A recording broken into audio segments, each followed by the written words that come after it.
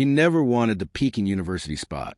The real young master threw it away, just like he threw away his family name, his reputation, even a life that was handed to him on a silver platter, all for love, for a girl who dragged him down into rebellion, for a freedom that tasted sweet but burned everything in its path.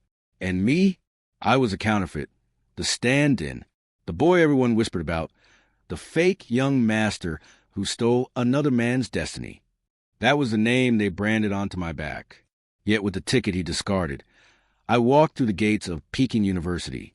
With the fiancée he abandoned, I built a marriage, step by step in silence. I climbed higher until one day I was no longer anyone's replacement. I was CEO. I was a star. But fate has its tricks.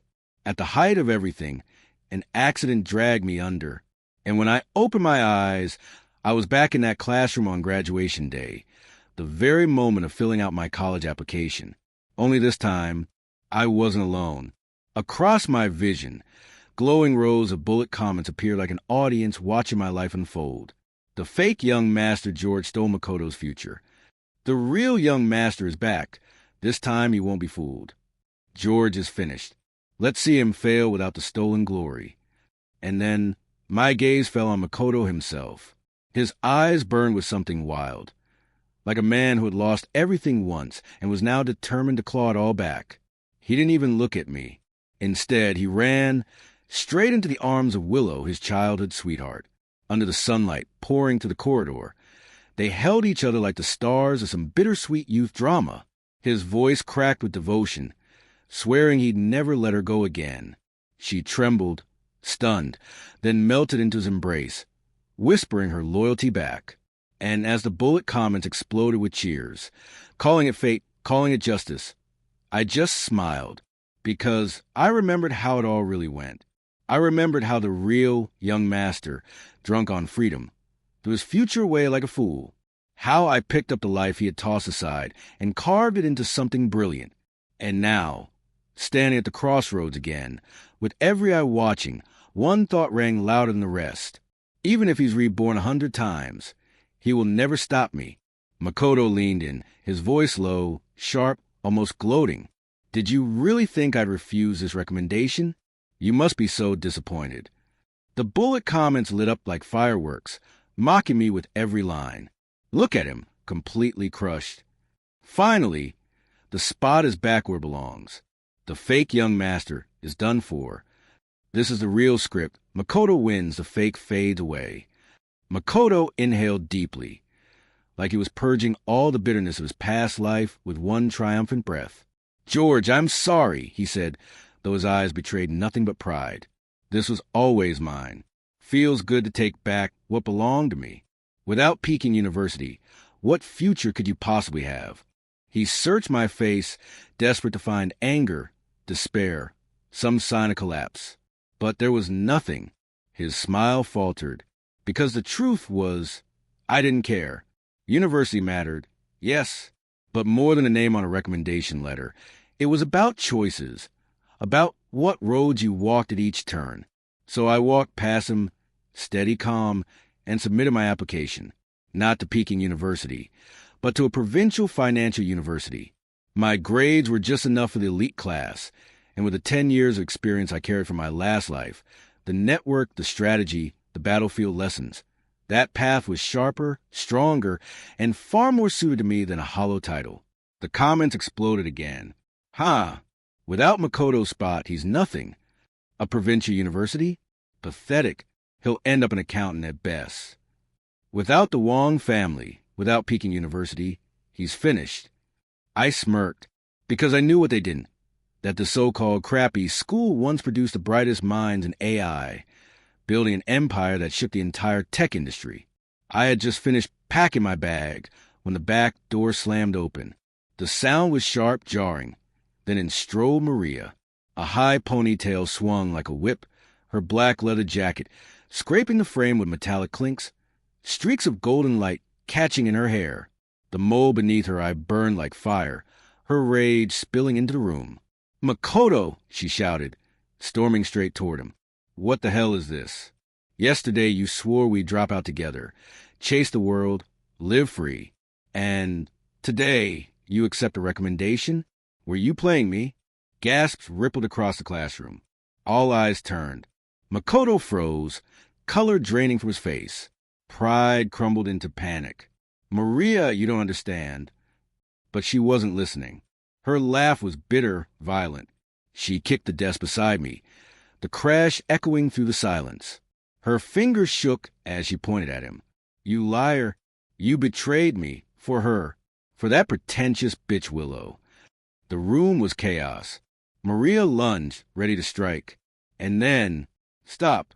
The voice was sharp, commanding. At the door stood Willow. Graceful, unshaken, with one swift step.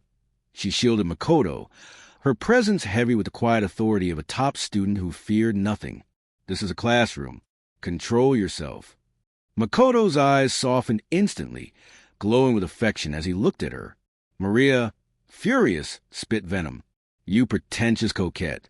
You stole him from me. The teacher arrived, chaos subdued, but the air was still heavy, charged. Willow's attention wandered, just for a moment, to the edge of my desk. Her eyes narrowed at a small doodle I'd drawn, a butterfly, fragile yet stubborn. She tilted her head, recognition flickering. This butterfly. I've seen it somewhere before. Her words cut through the noise like glass. Makoto's had whipped toward me, panic flooding his expression. He pulled Willow away, desperate to sever the thread before it could lead back to me. The boy he had once overlooked, the boy who had taken everything in another life. The bullet comments went wild. Maria's insane. Makoto run. Willow's the perfect girlfriend. Protective, loyal, powerful. Wait, why did she recognize George's butterfly? Did they know each other before? No way. He's just scheming again, trying to lure her in. But deep down, we all knew the butterfly had just begun to spread its wings. The whispers in the classroom still stung. Shameless, always stealing the real young master's woman. Seduce? Ridiculous. I didn't argue. I didn't offend myself. Quietly, I straightened my desk, the one Maria had kicked aside, and with one firm stroke of my eraser, I wiped away the butterfly I had drawn. Under their contemptuous, pitying stares, I lifted my chin and walked out, because George's path was never one of charity, never one of theft. It was mine alone to carve. Soon after, the Wong family shifted. The house, once cold, now brimmed with subtle pride. And at its center stood Makoto, glowing with the halo of Peking University. The same family who once criticized him now gazed at him with indulgent smiles, as if his past rebellion was nothing more than youthful passion. Mr. Wong's hand landed on his shoulder, voice booming with pride. Makoto, admitted to Peking University, Department of Physics. This is what it means to be a son of the Wong family. Beside him, Mrs. Wong's glance fell on me, her voice a blend of pity and dismissal. George, we gave you food, shelter, education for over 10 years. With all those resources, how did you turn out so disappointing? Look at your brother. Then look at yourself. Some things are simply born into the bloodline. Mr. Wong's frown cut deeper. Your brain just doesn't work. We thought, even if you weren't our real son, you'd bring us a little pride. Instead, 600 points and some third-rate financial school? Nothing but mud. Makoto chuckled softly, draping his arm around Mrs. Wong as though shielding me, though his words pierced sharper than theirs. Don't say that about brother. A financial university is fine. After graduation, he can work as an accountant, live a quiet life. It suits him. The condescension dripped like acid, and the bullet comments roared in agreement. The fake young master finally exposed. Junk school for a junk person. Even raising a dog would have been better than raising him. I stayed silent. 600 wasn't glory, but it wasn't nothing either. But if I wasn't the chosen one, the so-called lead in their script then to them, it meant nothing at all. So while Makoto basked in praise, I signed up for a national programming competition. Took a part-time job at a milk tea shop. Every morning, I rose before dawn. Every night, I dragged my exhausted body home, ate whatever was left cold on the table, and shut myself in my room, to code, to debug, to fight for a future no one believed I deserved. And still, the comments mocked me, typing at a computer like some fake Steve Jobs. Enjoy your life as a lowly worker. That's all you'll ever be. Days later, the Wong mansion lit up with grandeur. A banquet, grand enough to shake the city, was thrown to celebrate Makoto's admission. The hall gleamed with chandeliers and polished marble. Every influential figure was there, congratulating, toasting, praising. Mr. Wong's chest swelled with pride as he shook hands. A tiger father does not raise a dog. Young Master Makoto will lead the Wong family to new heights. Makoto stood at the center of it all, dressed in a custom suit, modest smile on his lips, a prince basking in adoration. But then someone asked the question, "Mr. Wong, don't you have another son? Where is he tonight?" The smile slipped for just a second. Then Mr. Wong waved it off, voice casual, dismissive. "Oh, George? His grades were terrible. He's attending some ordinary provincial school. Not really worth mentioning." Mrs. Wong added quickly, her tone sweet but sharp. "He isn't truly our child anyway. His genes are weaker, so naturally his grades are worse. He probably felt embarrassed. That's why he didn't come." The room chuckled politely, the warmth quickly restored, until the butler rushed in, breathless, frantic. "Sir, madam, the provincial leaders are here, and admissions officers from several of the nation's top universities." A hush fell, heads turned, the air shifted. Provincial leaders? University officers? They must be here for young Master Makoto. Of course. Only someone like him could draw such attention. Mr. and Mrs. Wong's eyes shone with disbelief and joy. Makoto straightened, his modest smile curling into quiet triumph. He was ready to accept the glory he believed was his. Then the doors opened wide. A group of officials in crisp jackets stepped in, the provincial director leading the way, followed by admissions officers from almost every elite university in the country. Mr. Wong rushed forward, trembling with excitement. "Director Marco, Secretary Mario, this is an honor beyond words." The director clasped his hand firmly, his voice booming. "Congratulations, Mr. Wong. You've raised an extraordinary son. Truly, a talent of the highest order." Mr. Wong froze. Instinctively, his gaze slid toward Makoto, ready to soak in his glory. But the night was only just beginning. Makoto stood frozen, his practiced smile faltering the moment Director Marco's voice cooled. "Oh, your son," the director said flatly. "Yes, I heard he made it into Peking University's physics department. Not bad." His eyes barely lingered on Makoto before they swept past him, scanning the room as if searching for someone else, someone more important. The silence was suffocating. Everyone in the banquet hall could feel it. The leader wasn't here for Makoto. Makoto's face drained of color, his eager smile collapsing into disbelief. And then, in one sharp turn, Director Marco's gaze locked onto a corner of the room. His entire expression transformed, eyes lighting up, a wide grin breaking across his face. He pushed through the stunned crowd without hesitation. "Finally, there you are, George." His voice rang with genuine excitement as he clasped my hand tightly. The hall froze. Gasps cut through the air. Me, still in my milk tea shop uniform, hair messy from a long shift, smelling faintly of sugar syrup, was suddenly the center of it all. Director Marco's words thundered through the silence. "Congratulations, George. First place in the Flame Cup National Youth Programming Competition. Your project, your Smart City Dynamic Traffic Optimization System, is one of the most innovative works we've seen in years. This is the kind of genius our country needs." The crowd erupted in whispers, disbelief written across every face. Professors from the nation's top universities, who had followed Marco in, now stood with eager eyes fixed only on me. He turned to my adoptive parents, his voice swelling with pride. "Mr. and Mrs. Wong, you are blessed. George's talent has already caught the attention of every leading school in the country. He can pick any university he wants, any program, any resources. The door to the future is wide open. The words slammed into Makoto like a hammer. His carefully staged banquet, his glittering Peking University aura, his sense of being the chosen son, it all crumbled in seconds.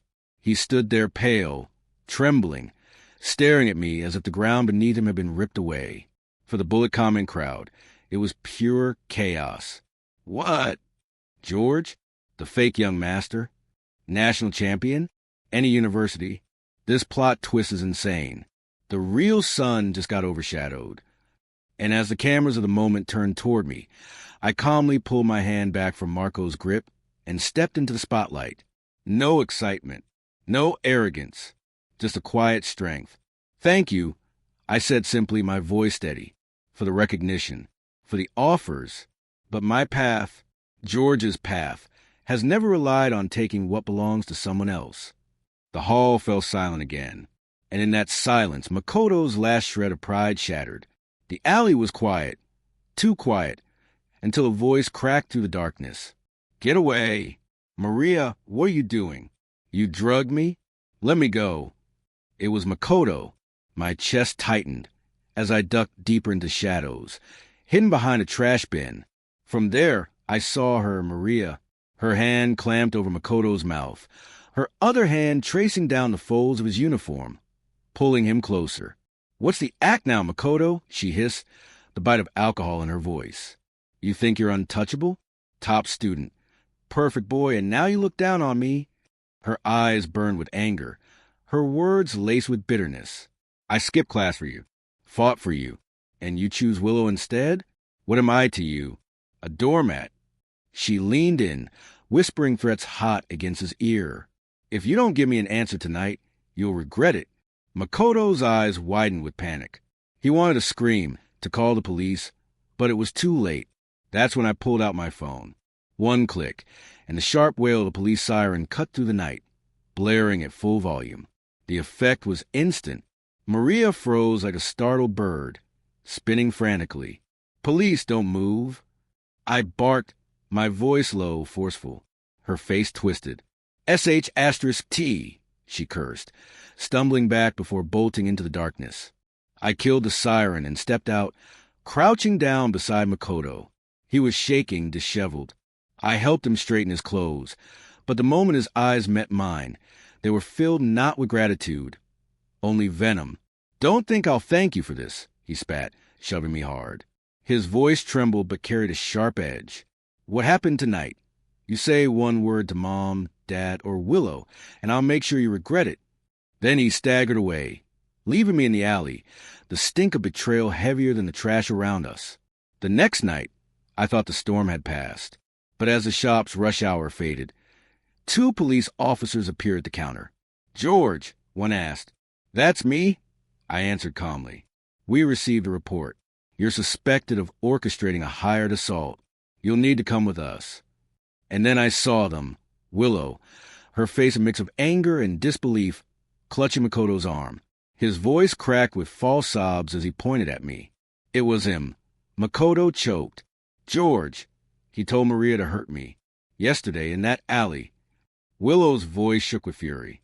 George, I never thought you were this kind of person. I didn't fight, didn't plead. I only said quietly, no, that's not the truth. But Makoto pressed on, his voice rising, desperate to paint me guilty. And just then, the police dragged in Maria, handcuffed.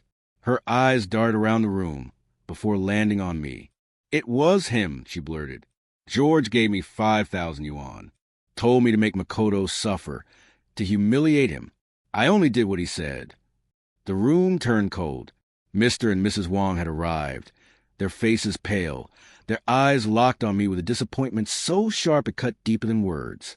Makoto leaned in close. His whisper meant only for me. It's over, George. Let's see what the golden boy looks like behind bars. But I didn't flinch. I simply raised my hand and pointed to corner. Officer, I said evenly, check the surveillance cameras in that alley. The truth is right there. Makoto's smug smile faltered. His eyes followed my finger, and then he saw it. The tiny black dome of a camera. His face drained of color. Maria panicked first. No way. That camera, It wasn't there. She cut herself off too late, hand clapping over her mouth. Moments later, the footage played on screen for everyone to see. And there it was, Makoto leaning into Maria, his voice soft, calculated, his lips on hers, his hand caressing her cheek. His whisper caught crystal clear. Destroy George for me. Ruin him, and tonight I'll go with you. The hall erupted. Willow's body stiffened. Her face went from shock to disgust, to a rage she could no longer contain. She ripped her hand from Makoto's grasp, her voice ice cold. Don't touch me. Makoto lunged at the screen, screaming, It's fake. He forged it. Willow, believe me. But no one was listening. Not anymore. Even Mr. and Mrs. Wong were paralyzed, their faces gray with horror. The officer's voice cracked like a whip. Makoto, Maria, you are under arrest for false accusation, framing, and obstruction of justice. Come with us now. And just like that, the Wong family's shining heir was dragged into shadows he had tried to bury me in. The bullet comments lit up like fireworks. The real young master staged it all. He kissed Maria first. Makoto's downfall live. And for once, I didn't need to say a word. The truth had spoken for itself. The comments lit up like sparks in a storm. Makoto's move was insane. No, George isn't a fake at all. He's a strategist, a hacker, a hidden genius all along. But Willow didn't leave right away. She stayed. Her eyes lingered on me, heavy with something more than regret. George. Her voice carried the weight of years, like she'd finally woken from a long dream. I remember everything now. I was blind before, deaf. In this life, give me a chance to... Willow. My tone was steady, my eyes calm. Let the past stay in the past. I paused, then cut sharper than any blade. Someone who could be swayed by lies, who holds another in their heart, isn't worth my time. Not in this life. Not in the next. Her hand froze midair. The color drained from her face. She gave me one last look, deep, trembling, almost pleading, before she turned. Step by step, she disappeared into the city crowd, her figure swallowed by the blur of neon lights. Makoto's ending was harsher than even his last life. The charge stuck. False accusations, manipulation. The stain couldn't be erased. His admission was revoked. The halos he once wore ripped away. The Wong family gave him hush money, then cast about like a burden they'd carried too long. And in the ruins of his pride, he crawled. Back to Maria. The two clung to each other, not in love, but in desperation. Their lives became nothing but fights, fleeting intimacy, and survival on society's lowest rung. And me? I had already walked far past them. At Finance University, I didn't waste time on titles or hollow prestige. I poured everything into building knowledge, sharpening instincts, and planting the seeds of my future. While others played, I learned to ride the storm of the markets, turning a handful of seed money into something that made the world look twice. I found my team. I pulled my project, the Smart City System, into reality years before it should have existed. And brick by brick, I built my foundation. By graduation, I wasn't standing in a cap and gown. I was on the stage of the city's most important fintech summit. Spotlight burning, cameras flashing, titans of industry watching. What's the secret to your success? A reporter asked. I smiled faintly. There's no secret. I just spent the time others wasted, complaining, clinging, crying, on walking my own road. A road long enough, firm enough, and it led me into the light. The applause was thunderous, but I didn't stay for the after-party. Instead, I walked down a quiet corridor, toward a wall of glass that opened to the glittering city night. And there she was, Willow, a lonely figure by the window, clutching a magazine with my face on the cover. Her eyes found me, filled with awe, regret, and a sorrow too deep to hide. George. Her voice was a sigh, fragile against the city's roar. I didn't stop. My footsteps echoed, polished leather against marble, fading into the distance. I left her there, with her sigh, her regret, her magazine, just another silhouette swallowed by the lights of a world that no longer belonged to her. And the comments rolled in, as if narrating my departure. This is a real male lead. He never once looked back. George's story has only just begun.